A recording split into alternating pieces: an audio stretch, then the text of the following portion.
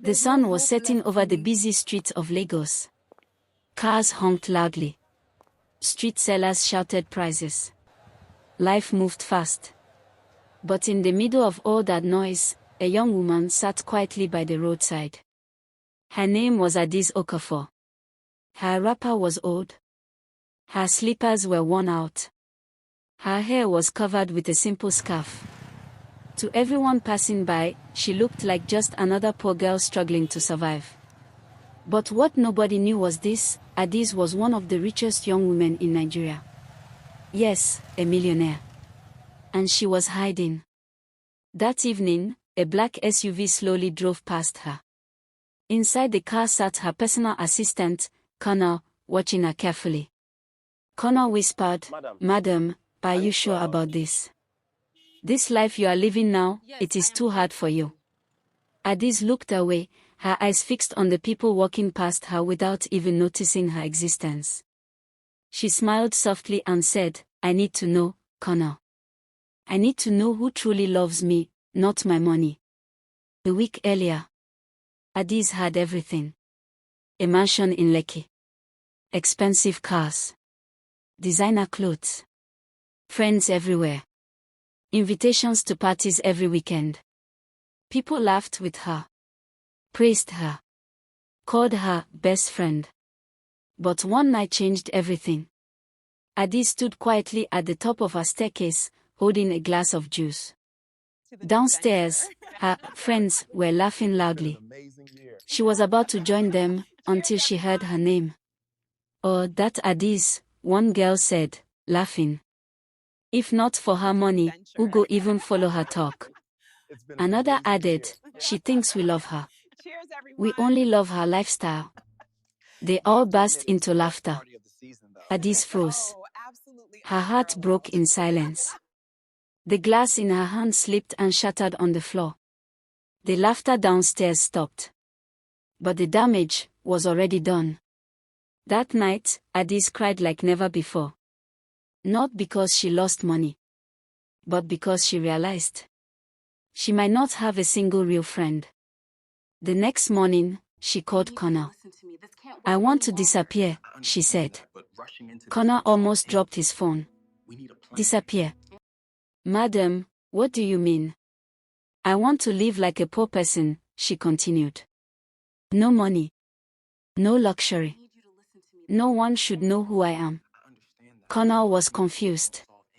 "Why?" Adaeze's voice became firm. "Because I want to find people who will love me when I have nothing." And just like that, Adaeze Okafor vanished. Days turned into weeks. Adaeze now lived in a small, crowded compound in Ajigona. She fetched water every morning. Sold fruits by the roadside.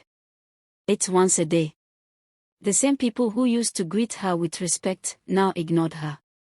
Some even insulted her. One woman shouted one day, "Move from there. You are blocking my customers." Adaeze quietly moved. She didn't argue. She was learning. One afternoon, under the hot sun, Adaeze felt weak. She had not eaten since morning. She sat down, her head spinning. Suddenly, a voice called out softly, "Are you okay?" She looked up. It was a young woman named Zainab. Zainab sold roasted corn by the roadside. Her clothes were simple, but her smile was warm. "I'm fine," Adaeze said, trying to stand. But she almost fell. Zainab quickly held her. "Sit down. You are not fine." Without asking questions, Zainab brought her a piece of roasted corn and a bottle of water. "Eat." Adaeze hesitated. "I don't have money." Zainab laughed gently. "Did I ask you for money?" That moment touched Adaeze deeply. For the first time in weeks, someone cared.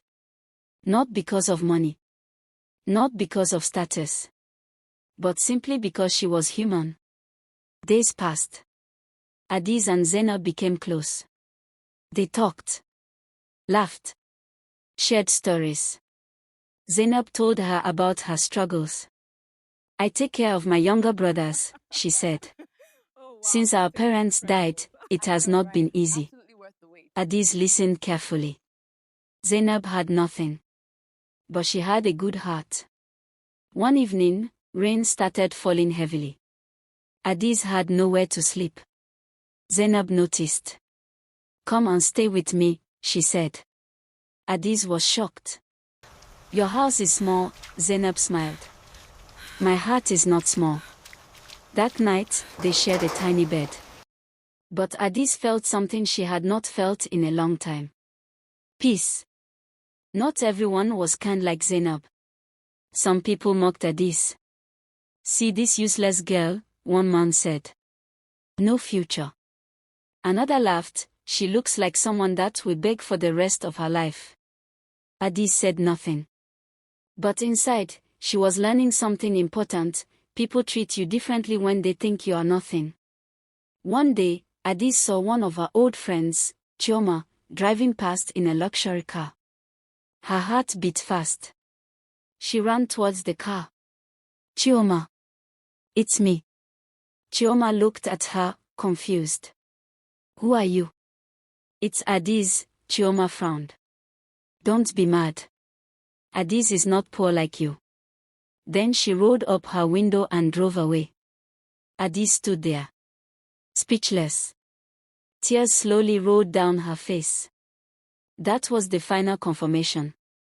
Her old life was built on lies. After 2 months, Adaeze decided it was time. Time to reveal the truth.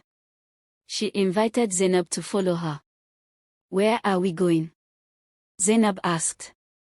You will see. They entered a big estate. Zainab became nervous. Adaeze, are you sure we are allowed here? Adaeze smiled. Yes. They stopped in front of a massive mansion. The gate opened automatically. Zainab was confused. What is going on?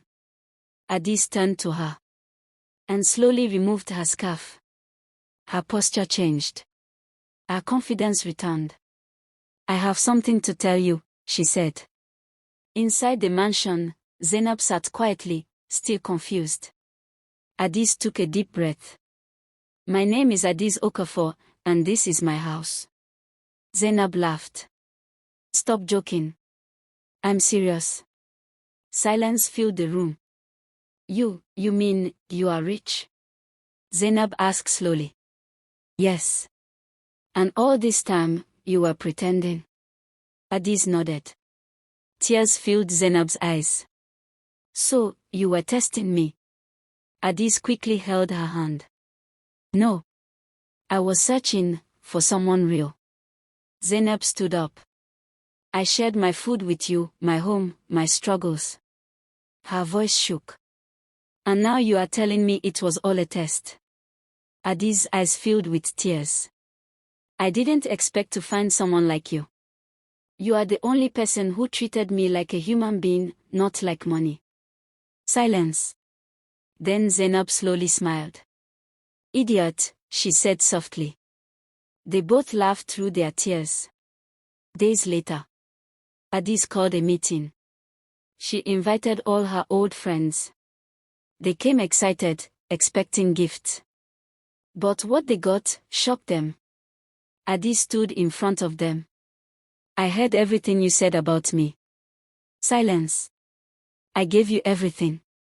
But you gave me nothing real. They couldn't speak. I don't need fake friends. She turned away. Security, please show them out. Then she called Zainab forward. This is my true friend. She handed her a document. What is this? Zainab asked. A shop, your own business. Zainab gasped. And a house for you and your brothers. Zainab broke down in tears. I don't deserve this. Adaeze smiled. You deserve more. As the sun set once again over Lagos, Adaeze stood beside Zainab. No longer alone. No longer surrounded by fake love. But with something more valuable than money. True friendship. Moral of the story. Money can bring people close. But only truth reveals who truly belongs in your life. Never judge people by what they have, because the richest hearts are often hidden in the simplest lives.